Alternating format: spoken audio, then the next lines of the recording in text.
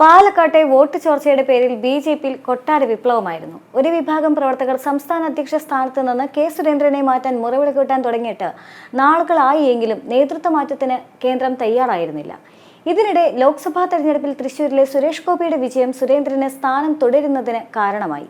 പക്ഷേ തൃശൂരിലെ വിജയ തുടർച്ച പാലക്കാടും ഉണ്ടാകുമെന്ന് പ്രതീക്ഷിച്ചുവെങ്കിലും എ ക്ലാസ് മണ്ഡലമായിരുന്നിട്ട് കൂടി തോൽവി നേരിട്ടു എന്നത് മാത്രമല്ല, വൻതോതിൽ വോട്ട് കുറയുകയും ചെയ്തു. ഇതോടെ നേതൃമാറ്റം ആഗ്രഹിക്കുന്നവർ ഇതിനോടകം തന്നെ ചെറുടുവലികൾ ആരംഭിച്ചു കഴിഞ്ഞു. പാലക്കാട്ടെ പരാജയപ്പെട്ടതിന് കാരണം കെ സുരേന്ദ്രനോട് ചോദിക്കണമെന്ന ഒന്നിലധികം നേതാക്കളുടെ പരാമർശവും പാർട്ടി സ്ഥാനത്തെ അധ്യക്ഷന് തലവേദന തന്നെയായിരുന്നു. അസ്വസ്ഥത പാർട്ടിയിൽ തലപൊക്കിയപ്പോൾ കെ സുരേന്ദ്രൻ സംസ്ഥാന അധ്യക്ഷ സ്ഥാനത്ത് നിന്നും രാജിവെക്കാൻ സന്നദ്ധത അറിയിച്ചു എന്ന വാർത്തകൾ വന്നിരുന്നു. രാജിക്ക് തയ്യാറാണ് താനെന്നും കത്ത് അയച്ചു എന്നെല്ലാം തന്നെ വാർത്തകൾ വന്നുവെങ്കിലും ആ വാർത്തകളിൽ നിന്നെല്ലാം തന്നെ ഇപ്പോൾ കൃത്യമായി ഒഴിഞ്ഞുമാറുകയാണ് കെ സുരേന്ദ്രൻ. തന്റെ രാജി കേന്ദ്രം തീരുമാനിക്കണമെന്നും കേന്ദ്ര തീരുമാനത്തിനാണ് മുൻതൂക്കമെന്നുമായിരുന്നു അദ്ദേഹത്തിന്റെ പ്രതികരണം.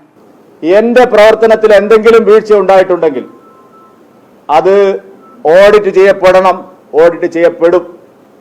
ഞാൻ ശരിയായ നിലയിലല്ല പ്രവർത്തിച്ചതെന്ന് ബോധ്യമുണ്ടെങ്കിൽ ഓഡിറ്റിന് വിധേയനാവും. ഞാൻ നിൽക്കണോ പോണോ എന്ന് പാർട്ടി കേന്ദ്ര നേതൃത്വം തീരുമാനിക്കും.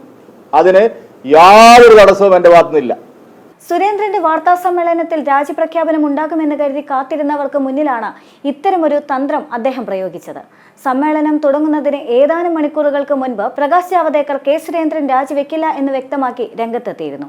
കെ സുരേന്ദ്രൻ രാജ്യസന്നദ്ധത അറിയിച്ചെന്ന വാർത്ത തള്ളിക്കൊണ്ടാണ് കേന്ദ്ര നേതൃത്വത്തിന്റെ ഈ ഇടപെടൽ.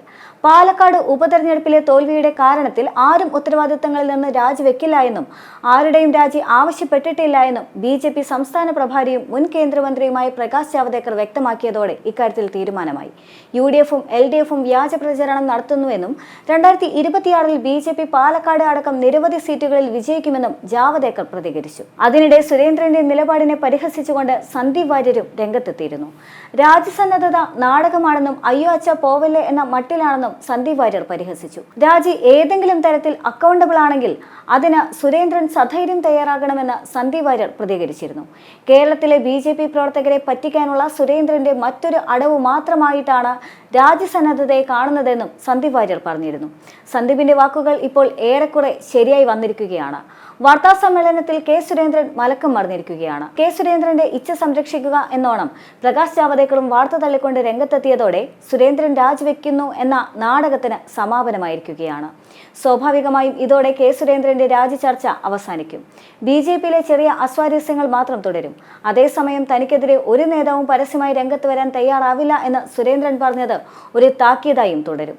പാർട്ടിയിലെ ഒരു പ്രമുഖ നേതാവ് എന്നെ കടന്നാക്രമിച്ചിട്ടില്ല. അങ്ങനെ ആക്രമിക്കാൻ ആരും തയ്യാറാവില്ല. തയ്യാറാവുന്നവരെ കുറിച്ച് നിങ്ങൾ ഒരാളെ ആക്രമിക്കില്ല. എന്നാൽ കെ സുരേന്ദ്രനോട് കേന്ദ്ര നേതൃത്വത്തിന് വലിയ താല്പര്യമില്ല എന്ന് സന്ദീപ് വാര്യർ ആദ്യമേ വ്യക്തമാക്കിയിരുന്നു. കേരളത്തിലെ ബി.ജെ.പി നേതൃത്വത്തിനോട് കേന്ദ്രത്തിന് ഒരു താല്പര്യവുമില്ല എന്നാണ് വസ്തുതയെന്നും അവർക്ക് ആകെ താല്പര്യമുള്ളത് താൻ മനസ്സിലാക്കിയിടത്തോളം സുരേഷ് ഗോപിയോട് മാത്രമാണെന്നും സന്ദീപ് വാര്യർ വ്യക്തമാക്കിയിരുന്നു. എന്തുകൊണ്ട് ഓഡിറ്റിങ്ങിന് ബി.ജെ.പിയുടെ സംസ്ഥാന പ്രസിഡന്റ് വിധേയനാകുന്നില്ല? അദ്ദേഹം നേരിട്ട് മുന്നിൽ നയിച്ച തെരഞ്ഞെടുപ്പ് പ്രവർത്തനമാണ്. അദ്ദേഹം നേരിട്ട് മുന്നിൽ നിന്ന് പ്രവർത്തിക്കുകയാണെന്ന് പറഞ്ഞപ്പോഴേ എനിക്ക് ഉറപ്പായിരുന്നു തോൽക്കാൻ പോവുകയാണെന്ന്. കാരണം ഇന്നേ വരെ ഒരു ഇലക്ഷൻ ജയിച്ച ഒരു അനുഭവം അദ്ദേഹത്തിനില്ല. അത് മാത്രമല്ല, ചേലക്കരയിൽ സംഭവിച്ചതെന്താ? ചേലക്കരയിൽ ഇപ്പൊ നമുക്ക് മനസ്സിലായല്ലോ, തൃശ്ശൂരിൽ സുരേഷ് ഗോപി എന്ന് പറയുന്ന മലയാളത്തിലെ ഒരു മഹാനടന്റെ വിജയം മാത്രമായിരുന്നു തൃശ്ശൂരിലേത് എന്ന് ചേലക്കരയിലെ തെരഞ്ഞെടുപ്പ് ഫലം സൂചിപ്പിക്കല്ലേ. തൃശ്ശൂരിലെ ബി.ജെ.പിയുടെ മാഫിയ നേതൃത്വത്തിനേറ്റ ഏറ്റവും വലിയ തിരിച്ചടിയാണ് ചേലക്കരയിൽ സംഭവിച്ചിരിക്കുന്നത്. എന്തേ ചേലക്കരയിൽ ജയിക്കാൻ പറ്റാതെ പോയത്?